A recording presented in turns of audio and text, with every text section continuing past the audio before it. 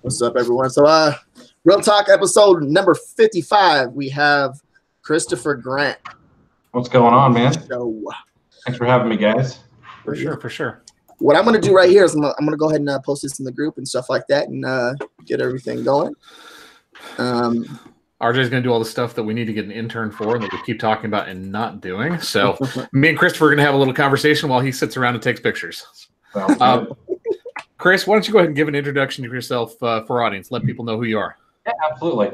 So I'm Christopher Grant or Chris Grant, whatever you want to call me. I have been doing Amazon FBA for a long time. I don't even remember what year I started, like 2014 maybe. Okay. I was a drop shipper before I got into Amazon FBA. And when I figured out, there was more to e-commerce than just drop shipping products, I went out and bought a case of Playboys from Craigslist. Nice. From some weird guy's house. And that was the first thing I sold on Amazon was a vintage like 1962 Playboy. And merchant fulfilled it, and then I started doing books and thrifting and things before the rules really got tight enough that that really was not okay. Yep. And then I switched from that to retail arbitrage and online arbitrage, which is what my model today, and now we're transitioning again to wholesale, hopefully over this next year. Okay. A lot more. So. Right I was in merch when it was brand new. It was still the Wild West, and had my account shut down because I didn't know what I was doing. And then I blog. I do some affiliate marketing, and I've got my hands in a little bit of everything. Okay, cool. Nice. Let's start off this way because I think it's a good common thread to tie everything together. When's the last time you had like a real job? Let's see. I quit my real job December 31st, 2016. Nice. Real job, huh? Yeah. I was an insurance salesman for 12 years. Gotcha. Yeah, I mean, I say real in air quotes, right? Like at the end of the day, all that matters is you're happy and you're making fucking money. That's right. Yeah, so everyone that's hopping in right now, go ahead and give the video a thumbs up and share it, please. Also, too, we have Christopher. We have Christopher's YouTube and actually his blog down below. If you guys haven't purchased the top secret research project number 3, we just released it. I think it was yesterday in the morning, and we'll be doing a live webinar. Me and Matt, a live webinar on Saturday at 10 a.m. Pacific Standard Time. So that will be good. Basically, what we're gonna do is we'll be going over everything right there on the research. Kind of give you guys like a better understanding of everything and the links and stuff like that. Kind of take it to that next level with your research. So it's going to be fun because me and Matt, we actually had fun on the last webinar. That was actually the best part of it. Like, it was good to interact with everybody, answer questions, like see what they were working against and what they didn't understand or what helped them and everything else, and explain the logic and the thought process behind what we're doing on merch and how we're figuring out like what to design for. So it was a lot of fun. So you said you're transitioning hopefully to wholesale this year. Primarily your business right now, I'm assuming, is retail arbitrage, online arbitrage. What's the split on that, would you say? It's probably 60-40 RA OA. Okay. I've got someone who works for me, and so he goes out and does a lot of the RA for me. Mm-hmm. I do 90% of the OA myself and a VA, and then I do the ordering and stuff, and then he does the prepping, packing, and shipping. Okay, nice. That is, I think, kind of all of us that got into Amazon kind of in some way, shape, or form got into it through retail arbitrage, books. You know what I mean? Like, it's kind of like the common little entry path into getting in. And then we all stumble into different little ventures. What's making you think about moving into wholesale? Just the fact that I'm the bottleneck in my business. There's only so much I can do, and while I love Amazon, I think it's probably the best opportunity for someone who may not necessarily have the entrepreneurial chops to go out and start the next Uber, or has the ability to get some funding. It's not what I'm passionate about. I'm much more passionate about teaching people and sharing what I've learned and things like that. So I really want to focus on that kind of stuff. Yeah, actually, it's pretty interesting because we all have I don't know, this like that research mentality in our heads. If we understand, like you said, you like teaching people. So I'm pretty sure you have that, I don't know, it's weird. It's weird to explain it, like that research, you understand things when you see things on Amazon.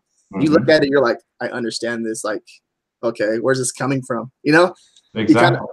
I don't know. It's weird. So right now we're doing a lot of OA and RA. So who's doing the RA, like the retail arbitrage? Who's doing that part? I'd say 80% of it is the guy who works for me. Yeah. Now I still get out and do it because I do still enjoy the hunt on occasion. During Q4, there were plenty of 16-hour days in the car.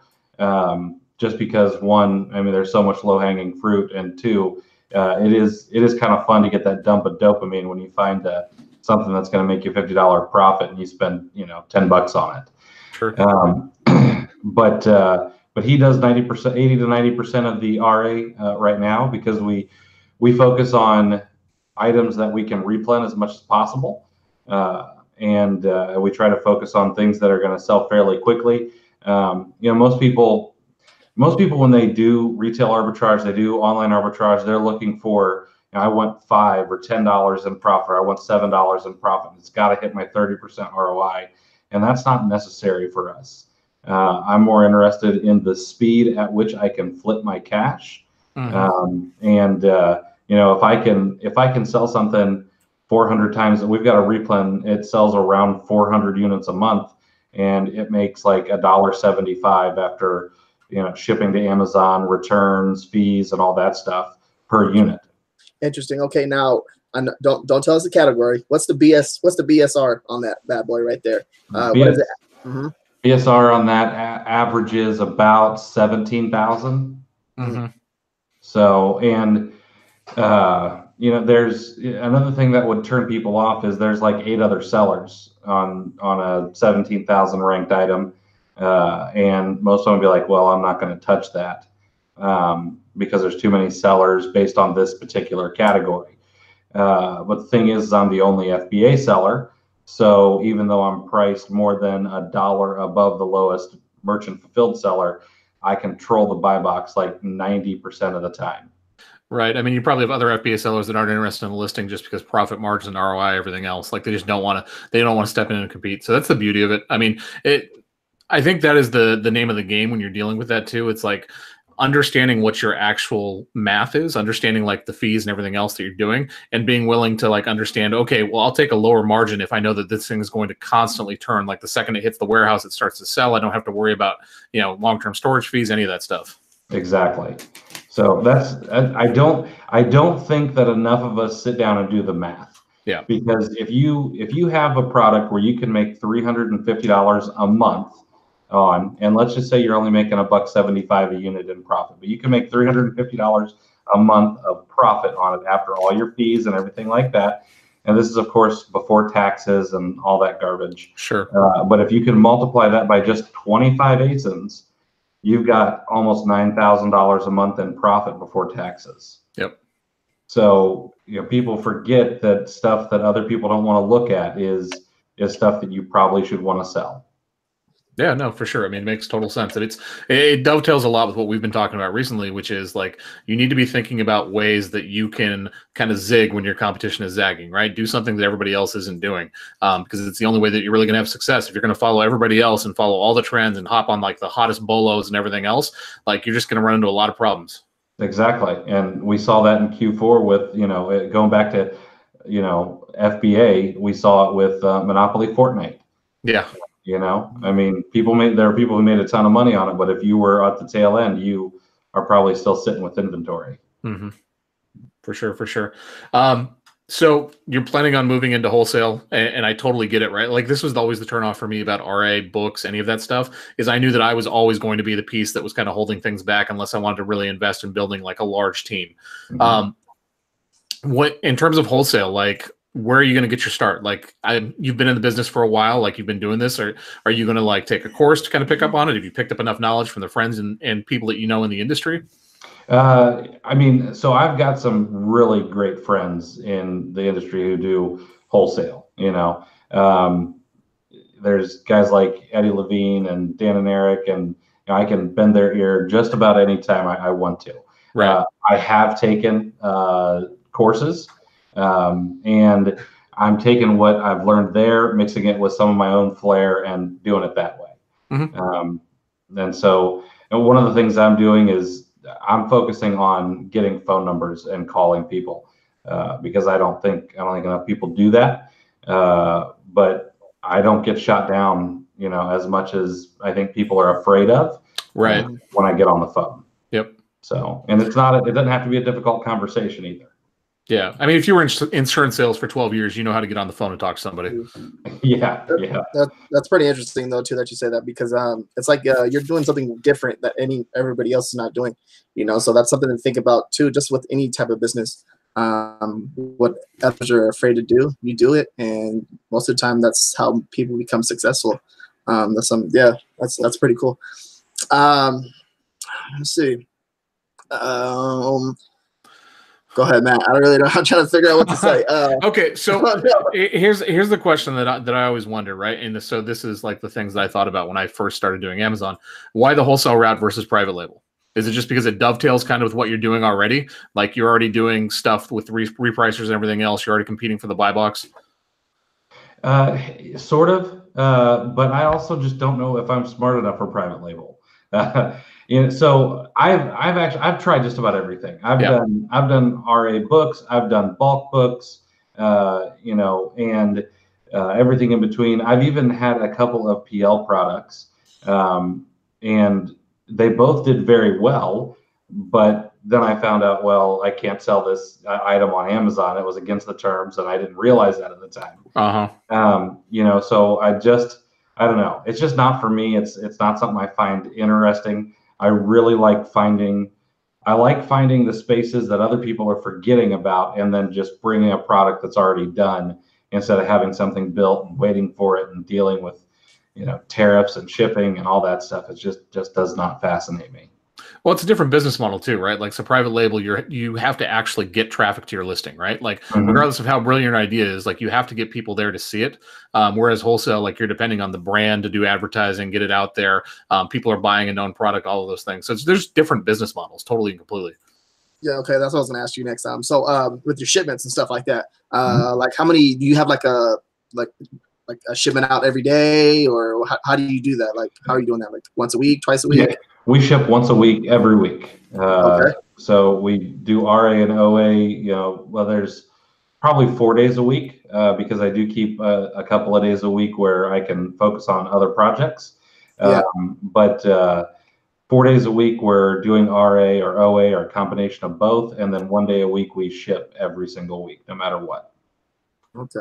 So that's very important too. With that too is like time management and stuff like that. Do you count like how many boxes you send out? Because I remember it was a big thing when I was doing that. I'm like, yes, I'm getting like 30 boxes out today. Yes, you know what I mean? Absolutely. Sometimes when like in Q4, we had some shipments where it was like 36 boxes, 40 boxes, and like we take some glory shots of that. But because of what I focus on, the size of the shipments are not really that they're not really that impressive. So I focused on units instead. And I try to so one of the things I'm working on is I've got like 100 and I'm anywhere between 160 and 180 SKUs that are active. And I really want to get that number down. So I focus on number of units, and I like to be able to ship in a large quantity of units, somewhere between like 400 and 800 a week. And then most of them are smaller right now, so they're just not really large shipments anymore. Okay. Yeah. No, that's pretty. So that's the beauty of that, is like when you can find those items that aren't like heavy and you don't have to pay the shipping costs and everything else, it just adds more onto the top of your ROI. Absolutely. Now, see, the other thing that The other thing we do is we focus a lot in the hazmat area. Mhm. So we're doing, we're shipping on our own outside of Amazon. We're having to pay all of that, and it gives it another little step that's a little bit more difficult to try and keep some of the competition away. Yep. Yeah, makes total sense. For online arbitrage, what tool are you using? Tactical arbitrage. Okay. So that's another one of the things I have my hand in. I help with the support desk, and I help run the Facebook group, and then I'm one of the affiliates. So every now and again, I call myself the chief evangelist of tactical arbitrage. I think it's the best tool out there for OA. I see you on there too. Like a lot of people go to you for that, for like the training and like understanding the software itself. You really have a lot of knowledge on that. Yeah, I think so. I it's not very humble of me, but I think besides Alex, I probably tickle the ivories of tactical arbitrage better than anybody else. No, that's pretty cool. A lot of people, I don't think people know what that tool is neither. Basically, you go to the website, you can just scan a whole website and kind of filter in like what you're looking for and try to compare it to on Amazon, see if there's like a profit margin or the sales rank or anything like that. See if you can kind of come in, right? Yeah, and it does the heavy lifting for you. So if you know that you're willing to take a $1 profit per unit and you want it to stay under 4% of the keeper ranks, it'll figure all that stuff out for you and then just pop out, hey, here's what's profitable, and it's kind of separated the wheat from the chaff for you. Yeah. Okay. That's a really good tool. I think I actually used it a few times before. But then I started getting more focused into like doing shoes and stuff like that, and I tapped out because I was like, you know what? In order for me to grow this, I actually have to hire within. That's a big thing too with that with Amazon FBA. I think in order for you to grow to that level, if you want to grow to that level, you have to start hiring people. I think that's a big thing. Yeah, absolutely. Having help has probably been one of the best things I've done for my business, because again, I'm a bottleneck. I'm a bottleneck when it comes to shipping. I'm a bottleneck when it comes to prepping. I don't like those things. So having someone that I can say, listen, once a week this happens, it removes me from the equation. I don't have to worry about it, and it actually gets done. Whereas when I was doing it, if I was not using a prep center, I would wait 2 weeks, 3 weeks in between shipments, and then, work for 12 hours on getting a shipment done and out the door. Gotcha. Okay, so when you're doing online arbitrage, is it just you and your partner that's doing the RA, doing all the boxing, everything else? Do you have a team? He does all the prepping, the packing, and the shipping to Amazon. I do have a VA that does some OA for me, but I'll say this a ton, like, I am like really hands-on. I don't let go of things very easily. So when it comes to OA, I double and triple check the VA and make sure things are right. And so I end up doing most of the OA myself. And then we've got checks and balances in place for the RA when I'm not there to make sure that everything is good and it's things that we actually want to sell. Gotcha. Nice. Okay. No, so you're not doing any type of shoes at all, from my understanding, right? Very rarely. Yeah. So I do like clothes and shoes. I do a fair amount. I'd say 30% of our RA is like socks and hats and stuff like that. But I don't dabble in shoes too much. Yeah. No, it's shoes are kind of like, I was doing that, a lot of shoes, and I didn't really like it too much. After a while, putting rubber bands on the boxes and dealing with returns, everything else. It's a grind. Yeah. Like, look, we talk, some people that we know that like crush shoes and stuff, and it's just a whole nother game. You have to be like really focused on shoes and understand the category and understand all of the parts that go into it. Absolutely. And it's crazy too when the customers return the shoes. Dude, they try to like they put in their old shoes in the box, and I'm just like, man, this is not the shoes that I sent in. So you got to watch them too. The customers are pretty shady on there sometimes too. Oh yeah. No, okay. Now it's a little blogging now.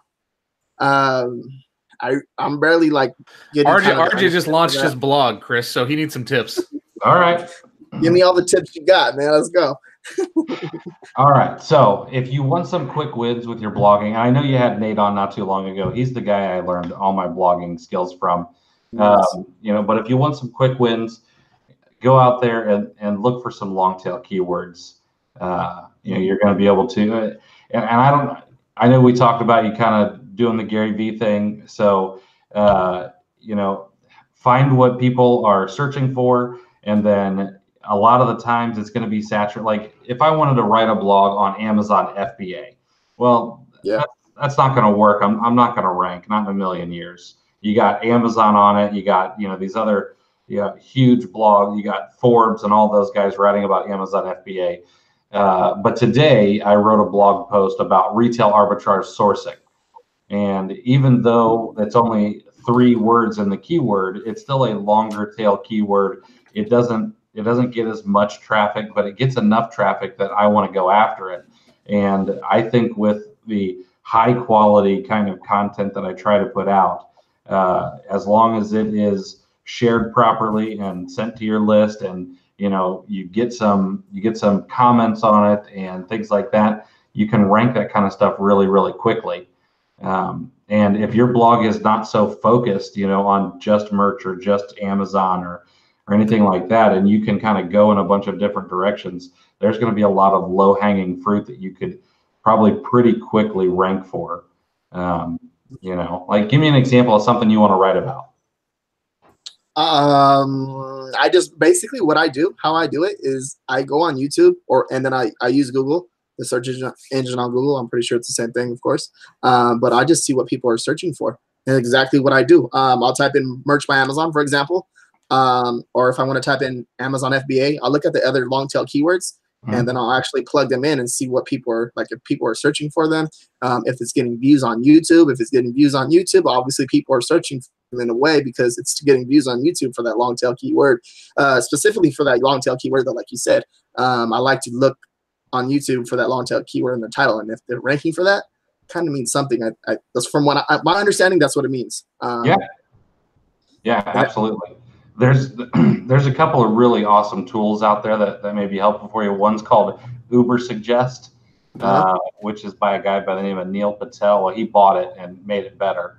And then, that's that guy right there. He kills it, with email marketing. Neil Patel, that guy's fucking genius. Yeah. He is so smart. Yeah. He's all about content marketing. So like if you search SEO or content marketing, like he's at the top. Yeah. And he helps companies like Pepsi with their content marketing. But he's got the time to put out a ton of YouTube videos, a ton of his own content. And his tool is Uber Suggest. And then there's another one. Make sure you guys write this down because I am.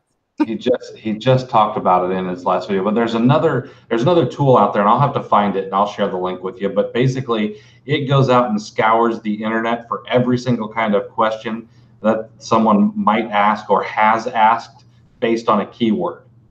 So if someone asks, if you just type in merch by Amazon, it's going to go out and find all the questions that are out there.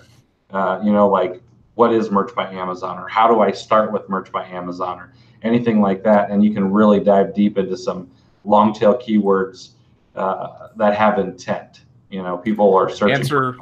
Answer the public. And thank you. Answer the public. People in chat are chiming in. That's not me. Yeah. Answer to public. Answerthepublic.com. Where did we hear that from? I think we heard that before. Did Nate say that? Maybe Nate. Yeah. Okay. No, it's a coincidence. Like you're talking about blogging. Nate was talking about blogging last week. I know he crushes it. When I met him in person, he was real quiet, and like I said, he was messaging me at the conference in Seattle, and he was like, "Where are you at?" I'm just like, I look back, I was like, "I see you, you're right there, like right behind me." He's like, "Where?" And then he finally recognized me with my first time meeting him. But he's real cool guy. Yeah, he is. Yeah, but he's real quiet though. So he's very observant. Like that's what I like about him. He's real quiet. I'm like, what's this guy thinking about? So yeah, he is thinking like that. So So what the long tail keywords of blogging for people that are like they want to start blogging and stuff like that, that's what you recommend when you start. Just look for those long tail keywords so you can rank, right? Yeah, absolutely. Yeah, it really goes back to that doing the heavy lifting where people aren't willing to do it, and people don't want to write a blog post for something that's only getting 50 searches a month. But the thing is if you do that and you get the #1 spot because nobody else will, and you do that 30 or 40 or 50 or 250 times, you're going to be amazed at how much traffic you have over time. Yeah. So there's a guy who runs a blog. I think might be Niche Hacks or Niche Pursuit or something.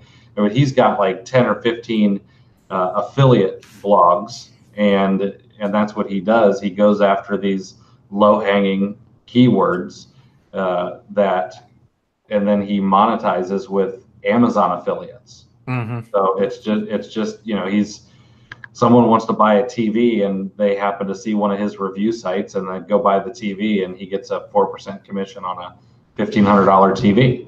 Right. So like when you're blogging, is it specific to like e-commerce entrepreneurship, or are you blogging also on the affiliate side? What are you doing with it? My blog is 100% Amazon focused at the moment. Mm-hmm. But I'm hoping to kind of spread that out a little bit because I've learned a lot more than just Amazon. So, okay. Gotcha. So in terms of like non-Amazon topics, like what do you want to start talking about? I do really enjoy the proper execution of affiliate marketing. Okay. Affiliate marketing, and I did not watch Nate's interview with you guys, so if he sees this, I'm sorry, man.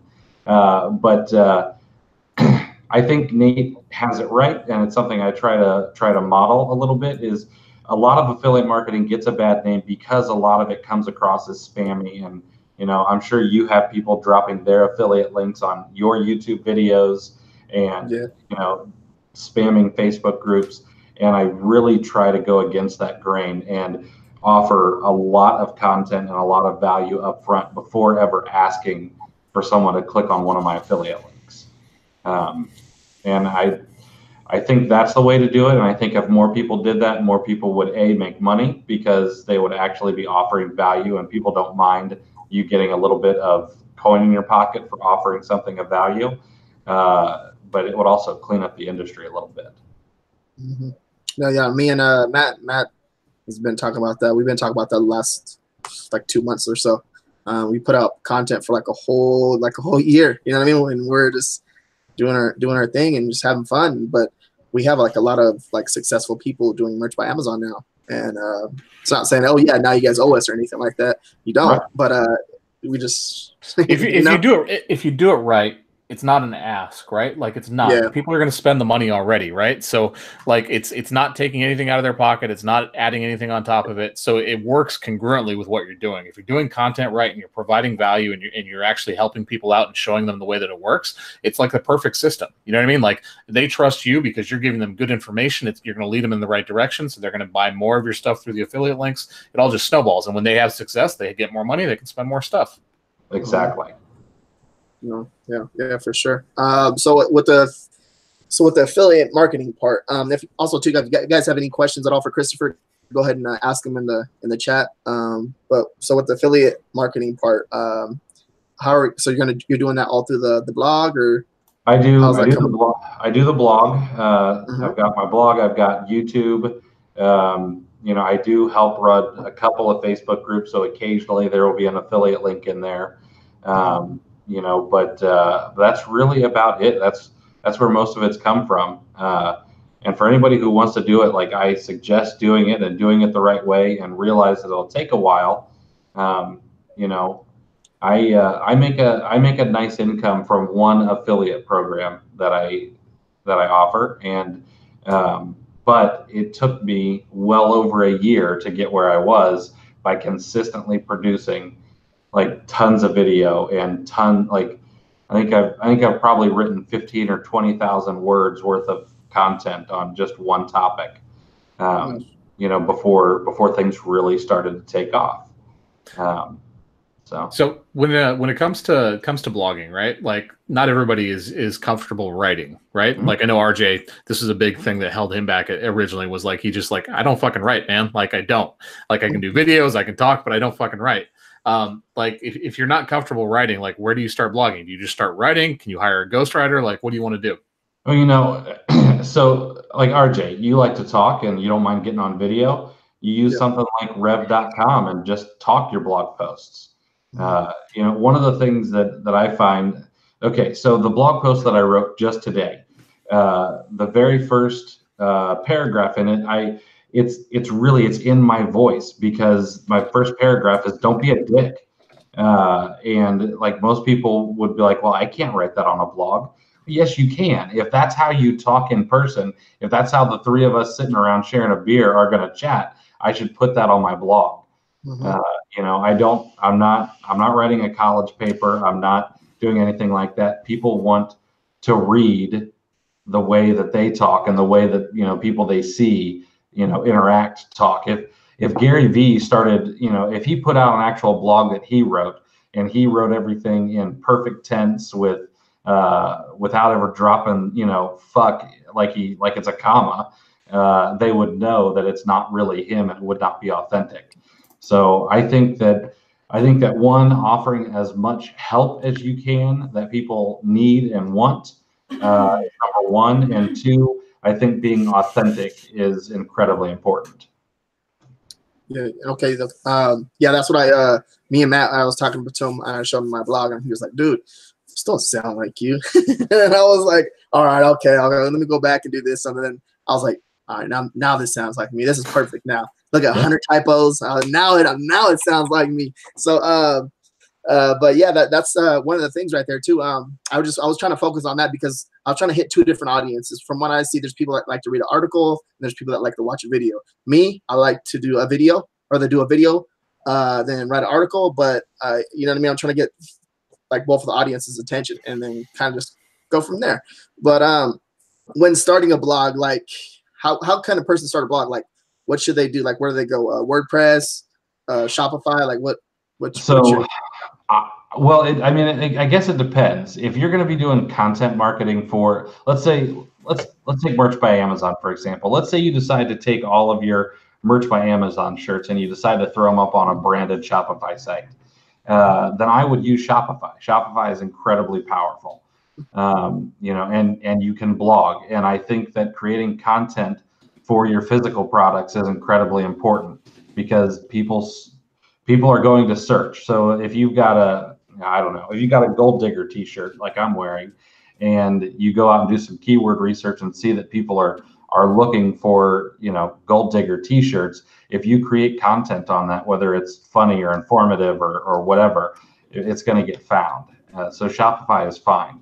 If you're doing strictly content marketing with, you know, affiliates and you're trying to grow an email list and everything like that, I would suggest buying a domain from someplace like Namecheap, getting yourself some hosting from like WP Curve or Bluehost, and then installing WordPress and get a free theme. Don't spend any other money on it until you got things up and running. Yeah, no, interesting. Because I was kind of trying to dial in that today too as well. What was the talking? Was it talk to Rev.com? Rev.com. Okay, talk to right. Yeah, you can download an app right on your phone, start talking to it, and like it's $1 a minute. They'll transcribe it for you. You could copy and paste it and then format it properly, add your images, add your videos, you know, fix any errors they might have in there, and you'd have a blog post ready to go. You'd have and if you save the recording, you got yourself a podcast episode too. Interesting. That's a lot of people don't understand that, how easy that is too as well. Like that's literally a podcast too. So like when you were doing that today, you said it $1 or what? It's $1 a minute or so from rev.com. Okay. So did you use that today? No, I actually enjoy the writing process. Oh, okay. So I'm a nerd, man. I get in there and I really enjoy the writing process and then go back and editing it and I like to create a picture with words, and so I enjoy it.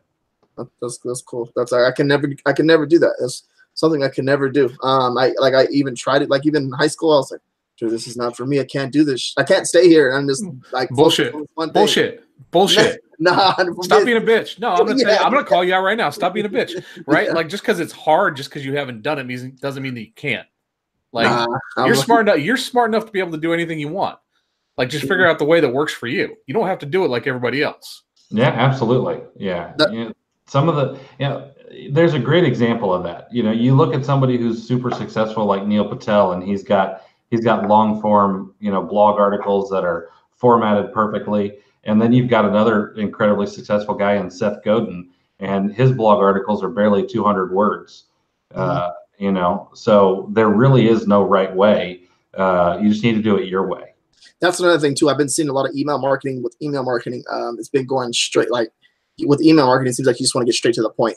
Mm-hmm. Like you don't want to like whatever you're trying to do, like driving traffic to like the YouTube channel, to your blog or anything like that. You like literally like click on this. Depends on what you want to do, man. It depends on the market and depends on what you're trying to convey.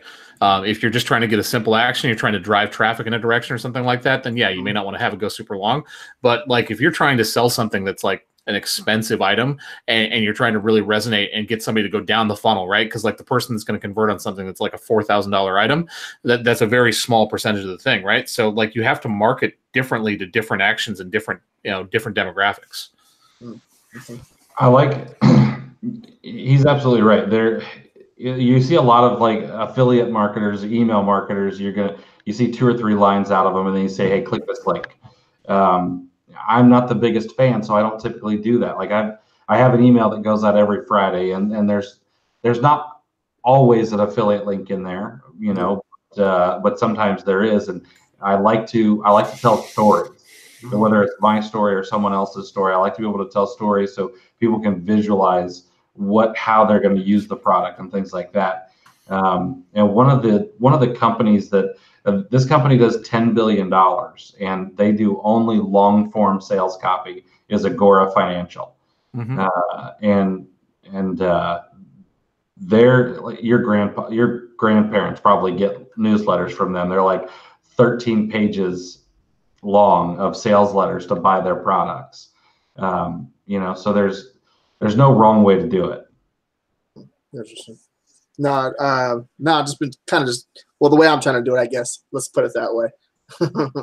So think about it this way, RJ, right? So this will give value to like our merch content people too, right? Like there are different kind of buyers, right? There are a bunch of different kind of buyers, and it depends on how your mentality and your psychology works in terms of the way that you're going to buy something, right? So some people are emotional buyers, like they like the emotion of actually clicking on the button and buying something. Other people are like logical buyers, like they need to have a reason, they need to have the information, they need to make sure that all of that stuff lines up before they can make a decision. So you have to shape your copy depending on like the type of buyer that you're targeting, right? And the same way that you're going to write blog posts, right? You need to write your blog post based upon the psychology of the people that you're trying to connect with, because you're not going to connect with everybody. Tim Ferriss has a really, really successful blog, and he has like, I want to say it's something like 4 million unique visitors a month that visit his blog, right? And he says his goal whenever he writes a blog post, and they're always very long blog posts, is he wants to connect with 5% of his audience. That's it, only 5%, because he wants to connect deeply with those people. That's why he's writing the article. No, that's interesting. But that's another thing too, though, like you said, it depends like what you're trying to do with the email. But with the blog post, of course, I want to drive traffic to a blog or to our YouTube or to what we're doing. That's why I said on emails, like I want to drive traffic to more of what we're doing, because we do provide a lot of free content. And if you're not making, like making money off of our free content, I don't know what the hell to tell you. I mean, I can give you an easy way to start your blog. I mean, now we're just kind of fucking brainstorming, but like literally, like just you get a ghostwriter, somebody that understands English fairly well and understands how to like translate what you say into your voice, and just literally have them start transcribing your videos, right? Like put together a system, start transcribing your videos, and then put everything in order. Like this is where you start. This is what you do next. This is what you do next. You know what I mean? And then you have a full set of blog content right there that you've already done the work for. Absolutely. No, that was a big thing of like the content that I wanted to do too, because I can't do everything all by myself. There's like I can, but I'm not gonna be doing that all over again. Be working like 16 hours for the day, because I can only do that for so long. I'm just like I'm done for the day. Right. Yeah. But So let's give some more value to the audience, right? That are people here watching us live. Like, if they want to start blogging, like, where do you recommend? Where do you start? Pick what you're going to blog about first. So one of the things, blogs, sure, you could start an online diary. That's fine, but you really need to have kind of a direction that you want to go in, because you will be rewarded based on that. If all of your content is on a similar or the same subject, Google knows. But if you're writing about merch one day and then you're writing about crypto the next, and you're writing about whatever else the next day, Google's going to realize that your content is all over the place, and you're going to get dinged for that a little bit, unless you write absolutely amazing content. But yeah, pick a niche, pick something that you're interested in, and then kind of go all in. My blogs are typically some sort of teaching. So it's either breaking down something that I've done or something that I know someone else has done, and I've learned as much as I can, and then I try to put that into an order that people can use in their own business. Interesting, because like it's basically when you're writing your blog and stuff like that, you just barely did it. So you have like a fresh memory of what you did. So it's more passionate, it's more passionate about what you write and stuff, correct? Yeah, absolutely. Right? Yeah. Like today's blog post was 11 tips on retail arbitrage sourcing. And, I've been doing retail arbitrage for a long time. I've got a lot of friends who absolutely, like, I'm small potatoes. I'm not gonna lie. I'm not, selling $5 million a year, and I've got a team of 5 people out shopping for me. But I've got people who are just crushing it, and, they share things, and you learn things from Facebook groups and YouTube videos. And if you're able to condense that down into something where people can understand it a little bit better, especially if it's a complex issue, it's really going to help your audience. Yeah, for sure. What do you think about like blogging on a site like Medium, right? So not necessarily hosting your own site, but doing something through a site like Medium where they'll host your content and everything for you. Absolutely. I would prefer that it's on my own site, but I know people who crush it over at Medium. There's a couple of people who have huge followings over there. Oh, the guy who wrote 12 Rules for Life. He was an unknown college professor. He started writing on medium.com, all these really great articles about what he thought the rules for living life are. And they got upvoted, and he ended up turning it into a book, and he sold like 3 million copies. Yep. So there's a lot of places where you could absolutely crush it. It doesn't just have to be your own blog. Yeah. Okay. And then also too, you said you have a weekly, you send out like a newsletter, right? Yeah. I send out a weekly newsletter. It's called 5 Things Friday. Ripped that right from Tim Ferriss with 5 Bullet Friday. And mine's all, like Amazon and e-commerce focused.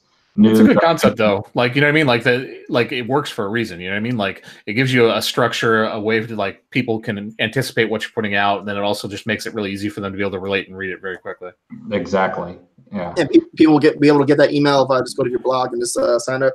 Yeah. If they were to go to my blog, there's a box over on the right-hand side. They'd be able to sign up and get that email every Friday. ClearTheShelf.com. Yeah.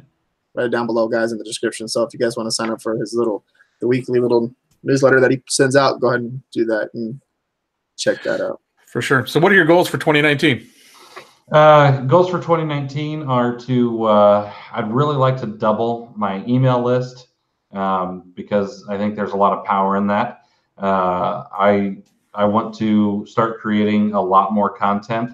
I let it go over the last year to focus on Amazon and focus on the course that we did, but I really enjoy putting out the content, so I'm going to focus on getting a lot more of that out, and then we're really going to try to get at least 25 to 30% of our business, our Amazon business, to wholesale, and focus a little bit less on RA and OA. Gotcha. Now, do you ever think about leaving Amazon? Not total, right? But like moving some of your business off of Amazon.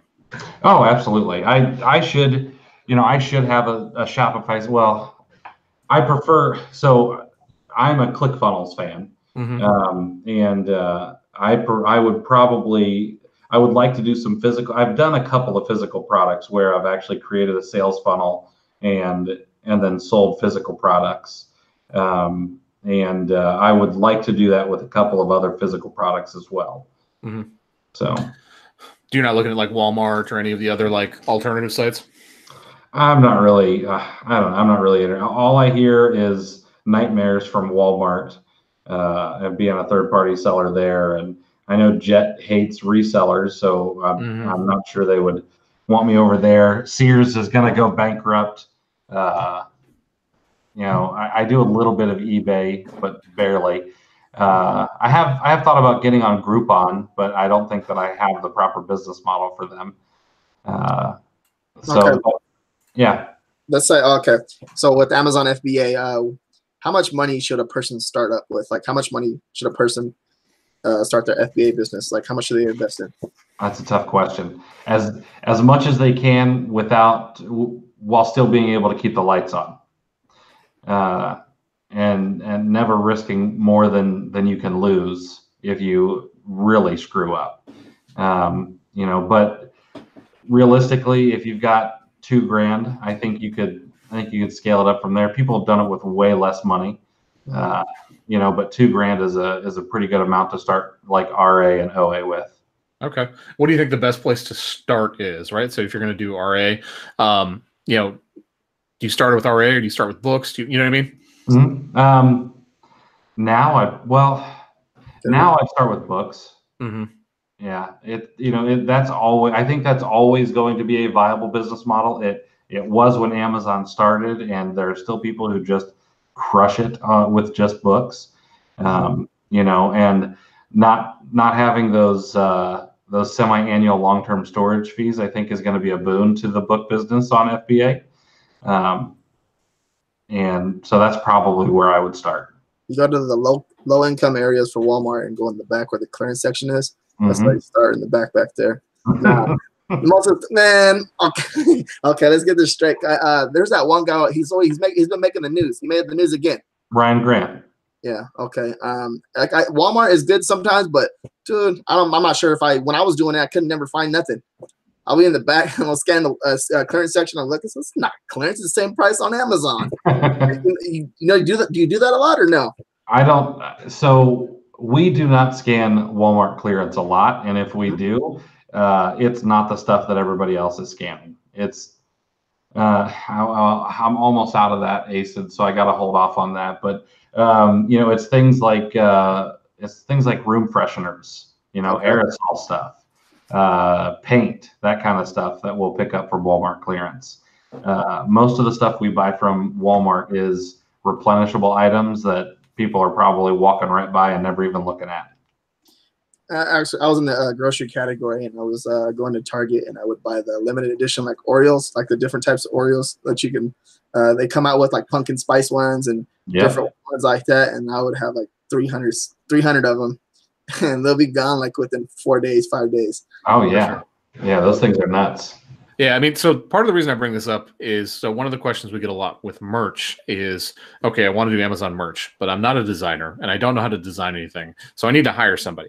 And then it's like, well, I need to put that money out. My merch business isn't doing very well right now because I don't know what the hell I'm doing. So where do I get that money from? So this is where it kind of all dovetails and comes together, guys, is like, how do you guys get some extra money to be able to do the things you want to do? Right? So RA with books or RA with groceries, RA with whatever, right? It's a way that's proven it works. It takes some hustle and it takes some hard work. But like if you can get some cash flow together and you can get some money in your pocket and have it coming in, then it opens up other things for you to do. It's all about leveraging the money that you have to take that and do something else. Absolutely.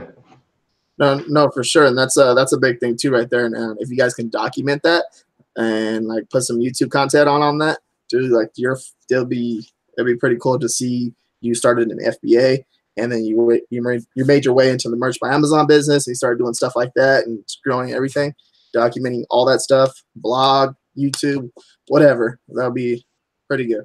Absolutely. Just make sure you don't. Go ahead. I was just gonna crack a joke on RG's expense. So something I was actually thinking about the other day, and I know that drop shipping gets a really bad name, but whatever. Has anyone ever thought about taking like merch shirts from Amazon and then selling them on their own, just drop shipping them without even designing or anything like that? Go ahead, Matt. Yeah, the problem with drop shipping off of Amazon with that, you're saying like listing them on eBay basically for the margin in between. Well, I mean that's one way you could do it. I'd probably send a little bit of my own traffic because it's cheap, Mm-hmm. And it would keep people from being pissed off that you posted their shirt on eBay. But yeah. I mean, I know that there are, like, for example, so the way that I've seen people do it and be fairly successful is like a site like parenting.com, right? Which is a massive Amazon affiliate. Like they list a ton of t-shirts there, right? Because you have people that are coming there for other traffic. So that's always a way that I've thought about doing it, was basically like, if you're going to do an affiliate site and you find a niche that you're like actually into and you want to write and create content around, like why not list some t-shirts in there that hit the same niche? You know what I mean? Like people have the same interests. Yeah. No, yeah, it's against like the was it TOS. You can get in trouble for stuff like that, but that's not even worth the time, I believe, doing that type of stuff unless you get like a VA to do all that stuff for you. But you're putting your account for they're against that with merch by Amazon, but I'm not sure what other things. Like I used to drop ship on my Amazon account, and I used to use the 2-day shipping for like a whole year on eBay, and I'm like, never got caught or nothing. Never got caught, and they didn't say nothing. They sent me one message. That was it, and one email. Kids don't listen to RJ. No, but don't do that though. It's against terms of service. Not allowed to do it. Yeah. No, but I was doing it, and then like there's a couple people that got their account canceled, and then they opened up another one and just started doing it all over again. I was just like, okay. Yeah, people still do that, man. I mean, I think the biggest. So I say this even on my Instagram, right? It's in my bio. Like the biggest variable success is hard work, right? Like if you want to be successful at anything, you have to be prepared to put the hard work in. And what we're trying to do right now is we're basically trying to remove any of the obstacles for our audience, right? Because not everybody starts off with an extra $500 or $1,000 that they can spend. But you start off with $200 and you go and start looking at books. Like you can really quickly get some good ROI on that, and have some good decent flips and start bringing in some money. And it's just a matter of making your money go to work, like reinvest back into your business. The exact same thing that we're doing right now, right? Like we're taking the merch by Amazon money we have that's coming in, it's consistent, steady, and everything else. We're reinvesting in designers, designs, into our Etsy stores. For me, it's into Shopify. We're going to start running paid traffic, all of that stuff, right? And it's not just money coming. It's not money coming out of my pocket. It's money that's coming in from my other businesses. Mm-hmm. That's a crazy thing too. Like a lot of people are like, they'll message me like, RJ, you're killing it. You're doing really well. You're doing good. I'm like, but I'm going to start something else again. So all that money that I'm making right now, I'm going to invest it in something else. So I feel like I might back at zero again. So I don't know. It's like investing and stuff like that. I feel like when you invest, like you want to start up with as much money as possible, but not spend as much money. I'm a big fan of like, okay, watching what you spend, but then making that back as soon as possible, like the fastest, smartest way possible. Absolutely.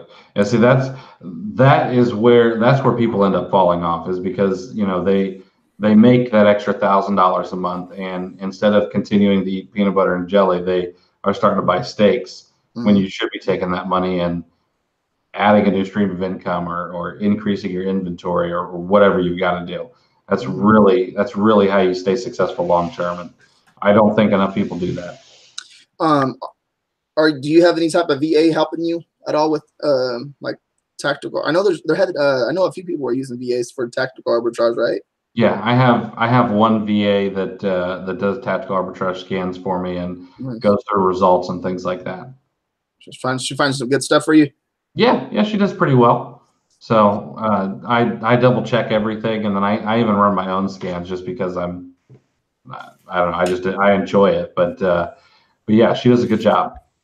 Yeah, no, that's pretty cool.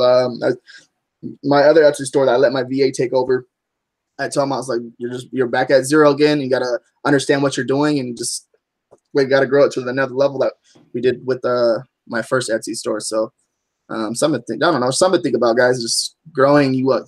You guys want to understand, like when you start something new, you're just like you're back at keep that mentality like you're back at zero again.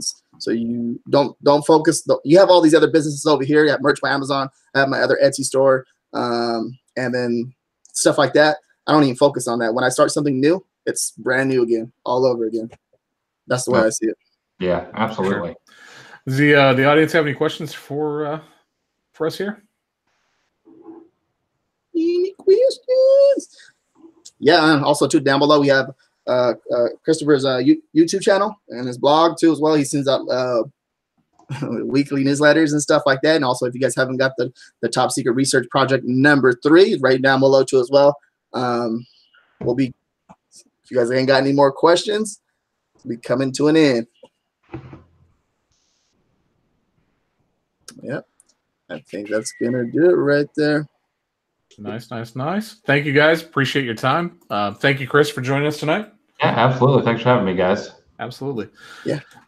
Next week we're going to be back with is it John? Yeah, we're gonna have John on next week. Okay, next week's going to be a really, really fun episode. Next week we're going to have John Sison on. John crushes it with RA, but he also does merch, and he's kind of addicted to merch. So I'll be up at 1 o'clock in the morning here West Coast time, and just suddenly out of nowhere, John's messaging me because he has an idea about something. That guy has more ideas than just about anybody I know. We've talked about so many different business ideas. It's really, really incredible. John is going to be a really, really fun guest. He is a great guy. That's going to be a lot of fun. Yeah. Also, too, guys, we're having a live webinar on Saturday, 10 a.m. Pacific Standard Time. That's the correct time, right, Matt? Yes, Pacific Standard Time for people that have bought the research project. I hope we get as many people on as possible. Last time we had probably right around 50.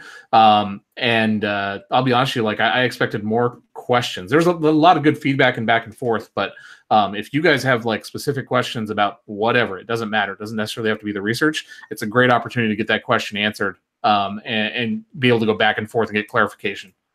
Yeah, too. Also, guys, I have a shirt right now that's taking off too. Just the same exact way that me and Matt have been doing the research. I have a shirt that's popping off 40 a day right now, and it's a Valentine's Day shirt, but it's popping off like crazy. And I upped the price up to $18.99. It's still popping off. It's about to make close to $200 in royalties by itself today.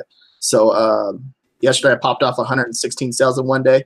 That was pretty cool. I've been expecting that, and I've been working on that for all last month, and I'm expecting to hit a few more 100-day sales this month. And let's see what happens. So expect you guys to see you guys on Saturday, 10 a.m. Pacific Standard Time, and that is going to do it. For sure. We'll see you guys all in the groups. Thank you, guys. Appreciate it. Thanks, Christopher. Guys. Have a good night.